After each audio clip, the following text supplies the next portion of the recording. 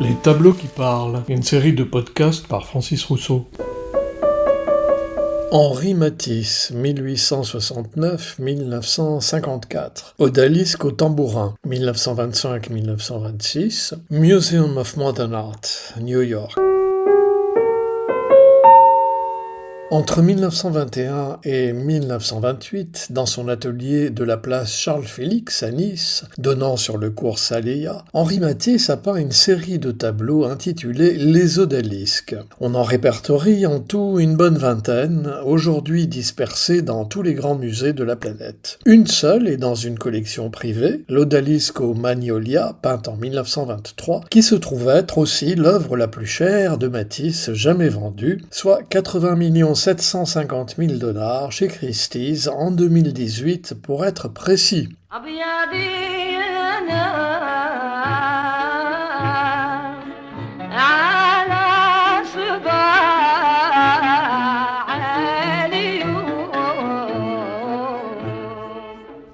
Certaines de ces odalisques sont plus orientalisantes que d'autres, et certaines, comme celle-ci, qui est une de ces dernières, sont plus dénudées, sachant que pour Matisse, le thème de l'odalisque était surtout, de toute façon, de son propre aveu, prétexte à, je cite, « faire du nu ». Dérivant du turc odalik, le terme odalisque désigne dans l'Empire ottoman une femme vivant dans un harem au service du sultan. Dans l'imaginaire des artistes occidentaux romantiques du XIXe siècle, Ingres, Delacroix, Manet notamment, la figure de l'odalisque est associée à un monde fantasmé de plaisir et de sensualité, une image que Matisse est parmi les derniers peintres du XXe siècle à représenter. Pedro, est-ce le chant du fufu ou l'odeur du poivrier? Je me sens une autre femme. Honorine, viens sous les palétuviers. Sous les palétuviers?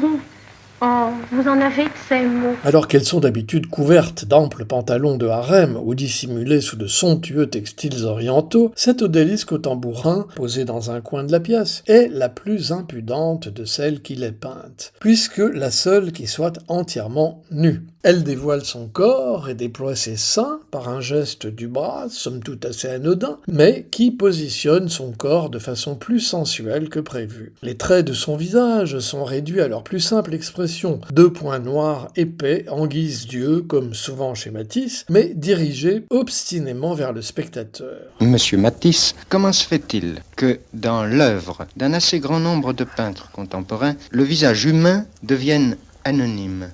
Voilà. Est-ce que c'est pour moi que vous dites ça? Parce que je ne mets pas Dieu, ni de nez, ni de bouche à mes personnages. Mais c'est parce que les visages est anonyme, parce que l'expression porte dans tout le tableau, n'est-ce pas? Les bras, les jambes, tout ça, ce sont des lignes qui agissent comme dans un orchestre, enregistre des mouvements de timbre différents. Si bien que si on met des yeux, un nez, une bouche, ça n'a pas grande utilité, au contraire, ça paralyse l'imagination du spectateur et ça l'oblige à voir une personne d'une certaine forme, d'une certaine ressemblance, etc.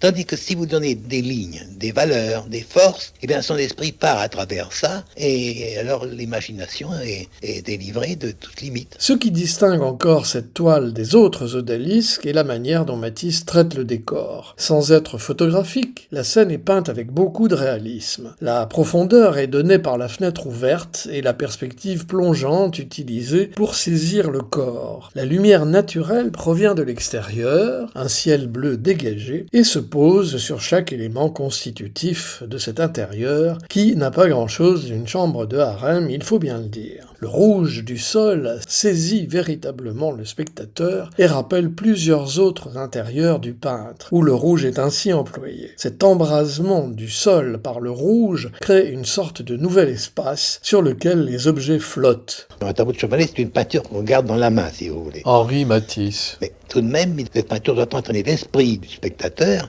beaucoup plus loin que le tableau. Je ne vois pas une peinture qui n'ait pas cette qualité-là. Ou alors c'est une image. Et aujourd'hui, avec la photographie, on fait tellement belles images, même en couleur, que le devoir de l'artiste, du peintre, est de donner davantage ce que la photographie ne donne pas. L'odalisque devient pour Matisse le moyen d'explorer la tension et l'équilibre entre la forme et le fond décoratif, et ceci d'une façon nouvelle. Comme toujours, chez Matisse, les couleurs sont franches et exprimées avec force, ne cherchant pas à retranscrire le réel, mais à traduire une émotion, un sentiment. Matisse décrivait d'ailleurs sa démarche en 1948 dans une lettre adressée à son ami Henry Clifford de cette façon: « J'ai toujours essayé de dissimuler mes efforts. J'ai toujours souhaité que mes œuvres aient la légèreté et la gaieté du printemps qui ne laissent jamais soupçonner le travail qu'il a coûté. » Voilà, est-ce que c'est pour moi que vous dites ça? Installé de façon permanente à Nice depuis le début des années 20, Matisse fait de son appartement donc le décor de ses mises en scène exotiques dans lesquelles il combine et juxtapose panneaux de tissu, paravents, matelas et tapis issus de sa vaste collection en les intervertissant dans un jeu de variations infini. Bref, il s'amuse bien. Oh,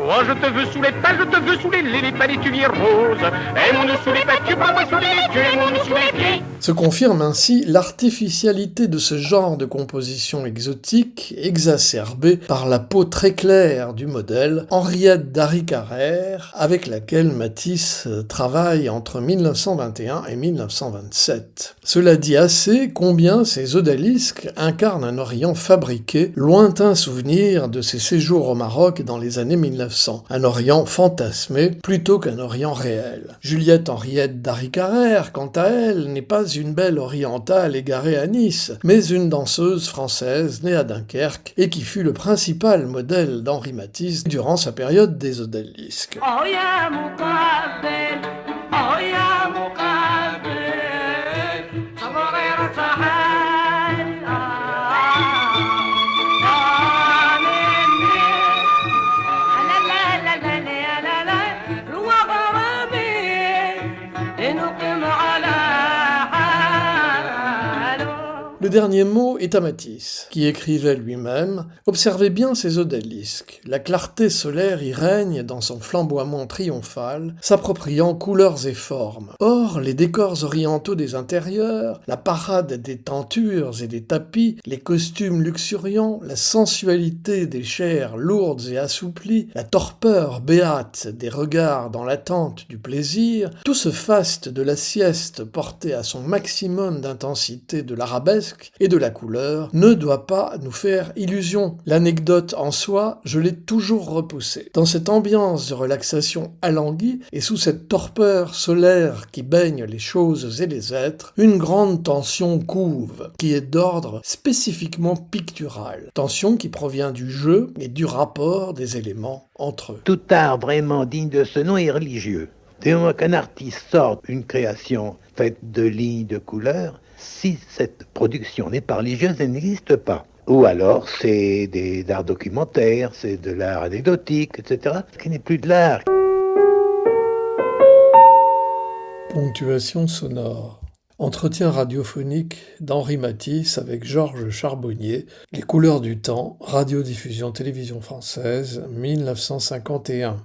René Guissard, Toi, c'est moi. Film, chanson sous les palétuviers, par Pauline Carton et André Berlet, 1936. Renette Loranaise, de son vrai nom Sultana Daoud, à Biadi Yanas, Que je suis heureuse, enregistré à Alger pour le label Polyphon en 1934.